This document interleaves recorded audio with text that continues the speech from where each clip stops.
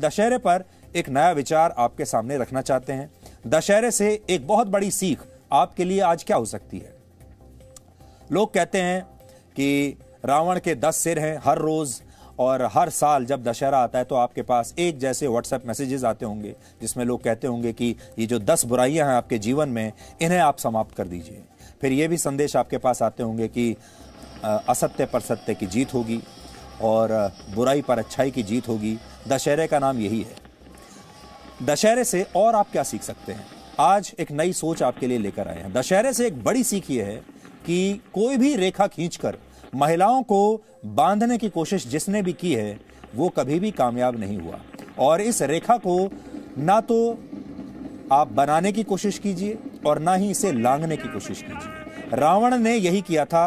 रावण ने सीता के आसपास जो रेखा बनाई गई थी उसे लांघने का काम किया था। इसलिए रावण का वध आज के दिन हुआ था।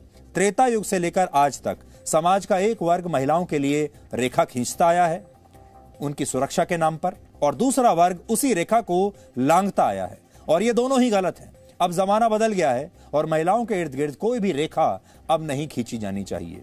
अब लक्ष्मण रेखा का समय समाप्त हो गया है। इसलिए आज हम इन रेखाओं को मिटाने की एक पहल इस देश की हर महिला के साथ मिलकर, इस देश की हर लड़की के साथ मिलकर करना चाहते हैं। भारत में किसी लड़की के जन्म लेते ही उसके सामने कई तरह की रेखाएं पहले दिन ही खींच दी जाती हैं। भारत में करीब 60% लोग अपनी पहली संतान लड़की नहीं बल्कि लड़के के रूप में चाहते हैं। फिर भी अगर इनमें से किसी के यहां लड़की का जन्म हो जाए तो भेदभाव की पहली रेखा उसी दिन वहीं खिंच जाती है। इसके बाद जब बात पढ़ाई लिखाई की आती है, सुख सुविधाएं देने की आती है, तो यहां भी माता पिता लड़की की बजाय लड़के पर ज्यादा पैसा खर्च करते हैं। फिर भारत में माएं बेटियों को के मुकाबले अपने बेटों को 24% ज्यादा स्तनपान कराती हैं। खान पान के मामले में भी लड़कों को प्राथमिकता दी जाती है। भारत में आज भी बेटियों को बोझ माना जाता है और उनकी शादी के लिए पैसा बचाने के नाम पर एक आर्थिक लक्ष्मण रेखा उनके आसपास खींच दी जाती है। इसके बाद भी अगर हिम्मत करके कोई लड़की अपने लिए कोई नई राह चुनती है तो समाज उसके लिए भी एक अलग लक्ष्मण रेखा खींच देता है। भारत के 42% पुरुष मानते हैं कि महिलाओं को स्पोर्ट्स में यानी खेलों में नहीं जाना चाहिए। यह महिलाओं के खिलाफ खींची जाने वाली एक वैचारिक रेखा है। और आपने देखा होगा, इसके बाद अगर कोई महिला किसी तरह से अपना करियर बनाना चाहती है, कामकाज पर जाने लगती है, तो उस पर समय से घर लौटने का दबाव बनाना शुरू हो जाता है। उसकी माँ, भाई, पिता, लगातार यहाँ तक कि पड़ोसी भी उससे फोन पर यह पूछते हैं या वैसे भी पूछते हैं कि आप इतनी रात तक घर क्यों नहीं पहुंचे, इतनी रात को कहां से आ रही हो। भारत में खुद 50% महिलाएं शाम होने के बाद घर से बाहर निकलने में डरती हैं और इस तरह से महिलाओं को डर की रेखा में बांध दिया जाता है। इसके बाद जब महिलाओं की शादी होती है, शादी की बात आती है, तो उनके सामने गोरे रंग और सुंदरता के पैमानों की रेखा खींच दी जाती है। भारत के 60 से 70% पुरुष मानते हैं उनकी पत्नी गोरी होनी चाहिए, साफ रंग रूप होना चाहिए। इस सब के बावजूद अगर कोई महिला अपनी शर्तों पर जिंदगी जीने लगे या उसके माता पिता उसका साथ देने के लिए तैयार भी हो जाएं, तो शादी के बाद ज्यादातर महिलाओं के पति इस पक्ष में ही नहीं होते कि उनकी पत्नियां बाहर जाकर काम करें, वो किसी दूसरे शहर में जाकर काम कर पाएं। वो चाहते हैं कि वो शादी के बाद सिर्फ घर गृहस्थी और बच्चे संभालें, परिवार की देखभाल करें। यही एक बहुत बड़ा कारण है कि वर्ष 2005 से 2012 के बीच भारत में 2 करोड़ महिलाओं ने नौकरियां छोड़ दी थी। ये पुरुषों द्वारा खींची गई एक झूठी मर्दानगी की रेखा है। समाज सिर्फ महिलाओं के लिए रेखा खींचता ही नहीं है बल्कि खुद भी कई रेखाओं का उल्लंघन करता है।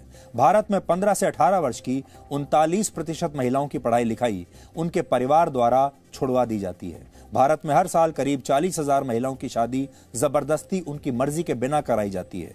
अकेले उत्तर प्रदेश में करीब 3.5 करोड़ महिलाएं ऐसी हैं जिनका बाल विवाह करा दिया गया था। और उत्तर प्रदेश क्या, बहुत सारे राज्य ऐसे हैं जहां आज भी बाल विवाह होते हैं परंपराओं के नाम पर। अगर महिलाएं नौकरी करने जाती हैं तो करीब 95% महिलाओं के साथ वहां पर भी भेदभाव होता है और सिर्फ महिला होने की वजह से कई बार उनका समय पर प्रमोशन नहीं होता या पुरुषों के मुकाबले उन्हें कम तनख्वाह दी जाती है।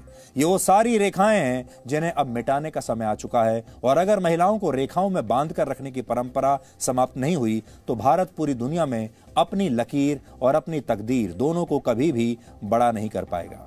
अगर आपने रामायण की कहानी पूरी पढ़ी होगी तो जो लक्ष्मण रेखा सीता के चारों तरफ खींची गई थी, आज भारत की ज्यादातर महिलाएं किसी न किसी रूप में उसी लक्ष्मण रेखा के अंदर अपना पूरा जीवन बिता देती हैं।